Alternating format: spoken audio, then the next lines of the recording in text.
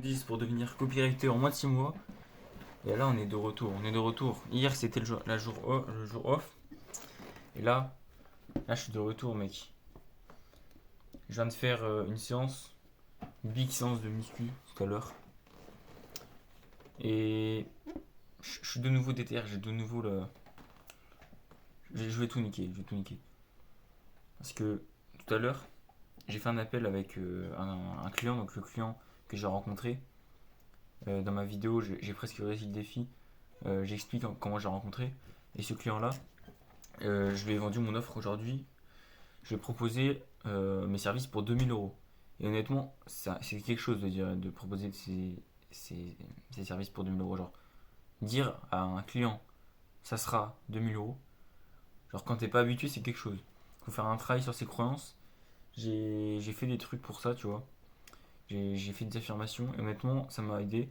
Et je pense que je l'ai bien annoncé. Je veux dire, je pense que le problème quand t'as des mauvaises croyances, c'est que quand t'annonces le prix, t'es là en mode 2000 euros. Genre tu baisses la voix et le mec il sent que t'es gêné de le dire. Je pense que j'ai pas été gêné de le dire. Mais maintenant, au niveau closing, j'ai pas été assez compétent. C'est-à-dire que j'ai pas réussi à lever ses objections suffisamment. Ce qui fait que il m'a dit ouais mais en gros, son objection c'était j'ai pas confiance en toi. J'ai pas confiance en toi. Et quand on est débutant comme moi, c'est normal en fait qu'il a pas confiance en moi. Et c'est vrai que j'ai pas su lever l'objection. Mais d'un autre côté, tu vois, comme je le vois dans la vraie vie, je pense que c'est différent. Parce qu'un client que t'as jamais vu dans la vraie vie, le mec, il te dit j'ai pas confiance en toi, tu dois absolument lever l'objection.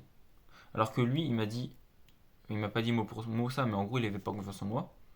Et du coup, il m'a dit si tu veux, tu m'envoies des exemples de ce que c'est concrètement ton offre par message, et j'ai réfléchi, et après on refait un appel derrière. Et moi, j'ai fait ça du coup. Genre, j'ai arrêté l'appel, je lui ai montré les preuves, et on va refaire un appel pour qu'il prenne sa décision. Normalement, on fait pas du tout ça en closing, mais je me suis permis de le faire parce que déjà, j'avais pas d'inspi pour les objections, et aussi parce que je l'avais déjà rencontré dans la vraie vie, et je pense pas qu'il fait un ghost. Maintenant, c'est vrai que faut que je travaille là-dessus, hein. Les objections, le closing. C'est quelque chose de difficile en fait, parce qu'il faut savoir juger les deux. Faut savoir, euh, faut savoir être bon en copywriting, mais aussi être bon en closing. Et en fait, c'est deux compétences à part entière. Il y a des gens qui font que du closing. Et c'est vrai que c'est pas évident en fait de taffer le closing sans feedback. Je veux dire, j'ai des feedbacks, mais je veux dire, pour taffer le closing, t'es obligé d'être en appel avec quelqu'un. Et c'est dur de trouver des clients et de les amener en appel. Je trouve que la compétence closing, elle est assez difficile à acquérir. Et c'est ce qui me manque aujourd'hui. En fait, j'ai besoin de maximiser mes compétences en closing pour compenser le fait que je suis débutant. Mais on avance et en fait, de toute façon, c'est sûr que je vais réussir. C'est sûr et certain. C'est sûr.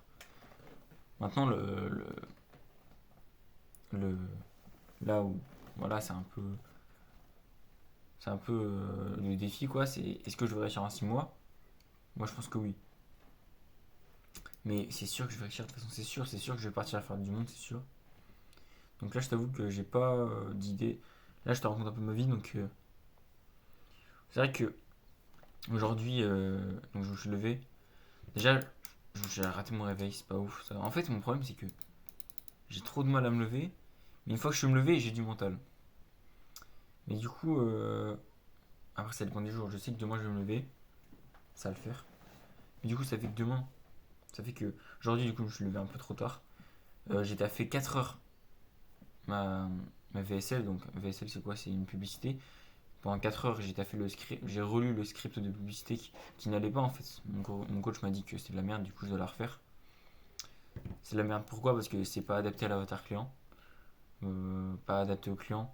C'est pas forcément que c'est du mauvais copywriting, c'est juste que c'est hors sujet. Du coup, j'ai refait ça. J'ai terminé de le faire aujourd'hui. Demain matin, je me lève à 6 heures, je relis ma VSL. Demain soir, on corrige la VSL. Et ce qui est intéressant aussi, c'est que demain soir, je fais un call, un appel de vente avec un potentiel client. Donc c'est un client en gros qui a 35 000 abonnés sur Twitter.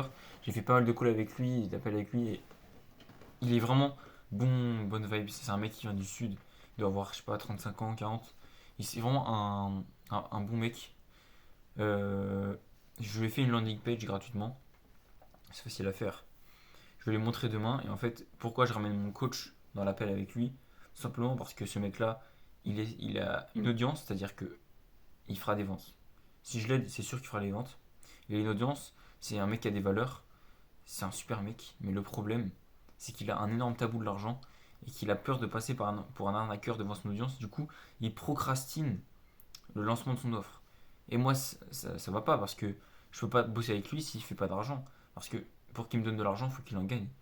Et en fait, demain soir, le challenge, ça va être de le convaincre de lancer son offre plus tôt pour que je sois rémunéré pour mes services.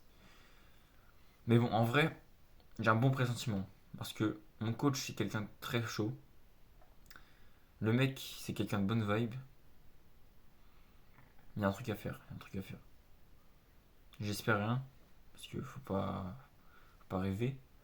Mais voilà. Faut pas trop que j'y pense.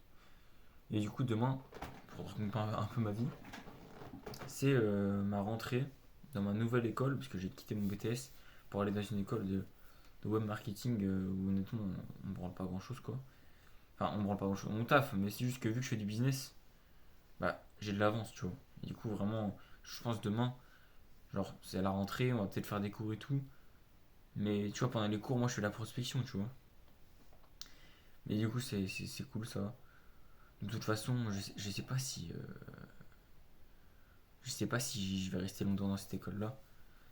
Parce que si je gagne ma vie grâce au copywriting, j'ai envie de partir faire le tour du monde. Du coup, je sais pas si. Faut que j'attende d'avoir un diplôme ou quoi. En tout cas, on verra bien ça. Je documente de manière authentique mon évolution. Voilà, comme ça. Quand j'aurai réussi, je regarderai cette vidéo. Et du coup, je pourrai savoir ce que je pensais à ce stade-là du défi, à ce stade-là de mon évolution. Et c'est ça qui est beau parce qu'aujourd'hui, il y a beaucoup de gens qui ont réussi, qui gagnent de l'argent grâce à leur business, qui sont à Bali, qui sont à Dubaï. Et combien de personnes réussissent en montrant comment ils réussissent, tu vois? Combien de personnes font des vidéos comme ça tous les soirs pour dire ouais aujourd'hui j'ai merdé, aujourd'hui j'ai obtenu mon premier client? Pas grand monde. C'est pour ça qu'aujourd'hui je le fais. Comme ça une fois que j'aurai réussi, il y aura une réelle preuve de ce que je fais et j'espère inspirer des gens qui veulent faire du business comme moi, qui veulent être copywriter comme moi. Honnêtement, c'était un peu une vidéo freestyle, je sais même pas comment je vais l'appeler. Mais bon, c'est le principe du défi, documenter son évolution. À demain, mec. On va bouffer ce Gunter Q4.